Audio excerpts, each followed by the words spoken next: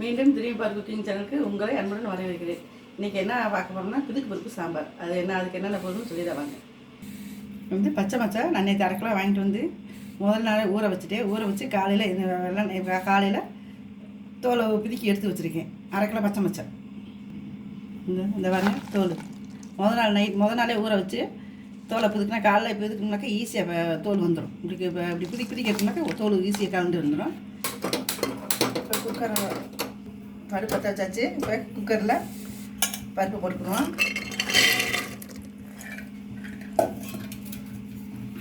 அது தகுந்த அளவு தண்ணி ஊற்றுவேன் அது வேகிறதுக்கு. 2 தக்காளி, சின்ன வெங்காயம் ஒரு சாம்பார் வெங்காயம் சின்ன வெங்காயம் ஒரு 10, 4 பச்சை மிளகாய், அரை டீஸ்பூன் மஞ்சள் பொடி, விளக்கெண்ணெய் 1 டீஸ்பூன். இன்னும் கொஞ்சம் கலனி ஊற்றிக்கலாம். நான் கலனியில் தான் வேக வைக்கிறேன். நான் இன்னும் கொஞ்சம் தக்காளி தண்ணி ஊற்றிருக்கேன். இப்போ மூடி போட்டு வேக விட்டுருவோம். ஒரு 2 விசில் வந்தால் போதும். ஏன்னா அது ஊறின பருப்பு, அதனால் 2 விசில் விட்டாலே போதும். வெயிட் வச்சிடலாம். இப்போ திறந்து பார்த்துடலாம்.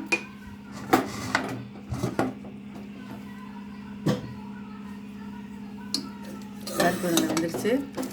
இது நம்ம சட்டிலையும் வைக்கலாம். நம்ம குக்கரை பொறுத்து நான் 5 விசில் வச்சேன். நீங்கள் குக்கரை பொறுத்து இருக்குது. நீங்கள் உங்கள் சட்டியை எத்தனைக்கு எப்படி பார்த்து வச்சுக்கிங்க. இது நல்லா அப்படி ஒரு நேரத்தை மசிச்சு வச்சுக்கிங்க. இப்போ நான் அடுப்பை ஆன் பண்ணிவிட்டு இந்த அளவுக்கு நான் மசிச்சிருக்கேன். நீங்கள் இன்னும் கொஞ்சம் மசிக்கிறா வச்சுக்கேன். எனக்கு இந்த அளவுக்கு போதும். இப்போ இதுக்கு என்ன ஆகும்னா ஒரு முருங்கைக்காய்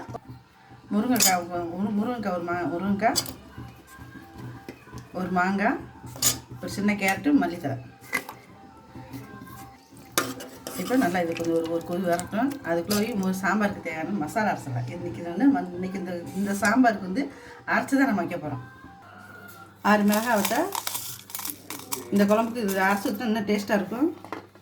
1 டீஸ்பூன் சீரகம், சின்ன வெங்காயம் ஒரு 10, இந்த அளவுக்கு தேங்காய் 1/4 மூடி. இது எல்லாத்தையும் ஒன்றா அரைச்சிட்டு குழம்புக்கு கூட்டி வச்சிடலாம். இப்போ போய் நான் அரைச்சிட்டு வந்துடலாம்.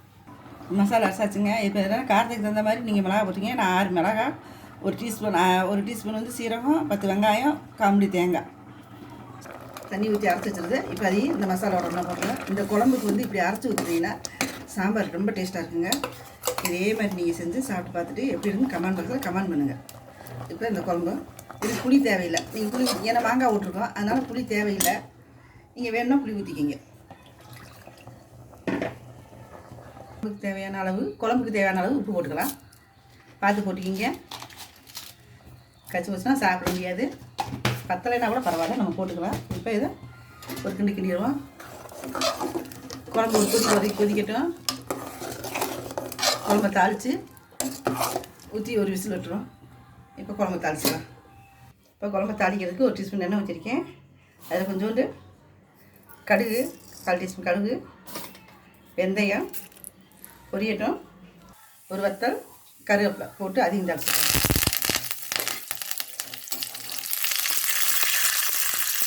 இப்போ சாம்பாரை தீ கொட்டி தான் இப்போ சாம்பார் தீ கொட்டி இப்போ கொட்டிக்கலாம். இப்போ இது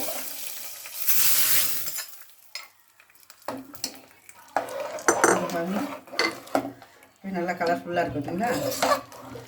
இது நீங்கள் வந்து மாவு புளி ஊற்றினீங்க. மாங்காய் ஊற்றுக்கணும், புளிப்பு இருக்காது.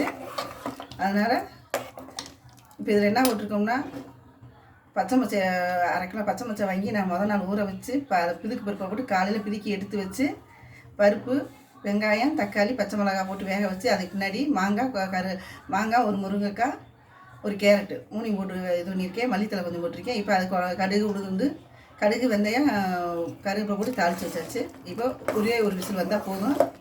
குழம்பு இறக்கிடலாம். இப்போ நம்ம குக்கர் மூடி வச்சு மூடி வச்சிடலாம். இப்போ இதை மூடிடலாம். வெயிட் போட்டு மூடி வச்சிடலாம்.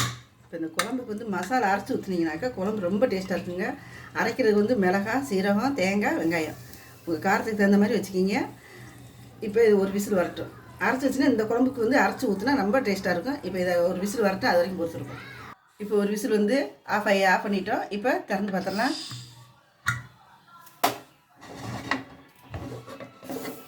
ரொம்ப டேஸ்ட் இருக்குது. வாசம் கம நல்ல சாம்பார் வடை கம இருக்குது. ஒரு விசிலுக்கு இந்த பாருங்க இல்லை